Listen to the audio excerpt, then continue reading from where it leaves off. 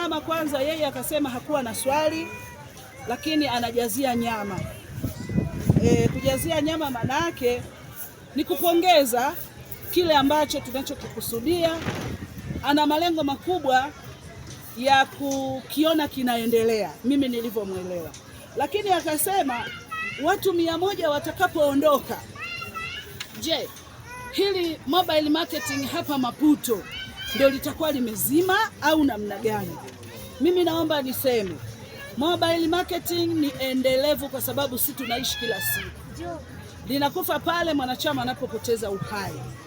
Mobile marketing tutakuja tutakaa hapa siku 14, lakini tutatengeneza vitu viwili vikubwa. Kwanza, cha kwanza, wale watakaopata mafunzo wote kuhakikisha tunawasimamia mafunzo yale yanakuwa endelevu, kwa sababu naamini huku kuna baadhi walishapata mafunzo, lakini hata leo nikimsimamisha mtu tu aelezee procedure ya batiki inatengenezwa alishasahau, kwa sababu katika maisha yetu tuna vitu vingi ambavyo tunavihifadhi, lakini kitu kikifanya kila siku kinakuishi na wewe unakiishi, ndio kitu ambacho sisi tunachokifanya. Kwa hiyo hatutafurahi kuiona mobile marketing Maputo ikishaondoka tayari tuna wanachama halafu ikafa. Sitakuwa tayari kushuhudia jambo hilo, na nitasimamia soko hili liwe hai tena, kwa sababu tunataka hapa ndio kiwe kitovu cha Dodoma. Tuwaombe sasa serikali watufanyie miundombinu, walau tufanye masaa 24. Jamhuri ya Muungano wa Tanzania. Kwa sababu ninaamini tuna watoto wamesoma, wamemaliza form 4. Mama katoa elimu bure na kuhamasisha watoto wetu tuwapeleke shule. Lengo sio wakasome waajiriwe, waje watusaidie majumbani, vitu kama hivi. Kwa hiyo baba atazunguka. Sasa tukitoka hapa tunaenda lelini, Tambukareli. Baba yuko Tambukareli, mtoto yuko Maputo. Jioni wanamwaga pesa mizani. Mauzo ya leo baba nina 200,000 na baba ana 300,000, si 500,000 hiyo? Jamani, familia haijasonga mbele? Ndio tunachotaka. Lakini una kijana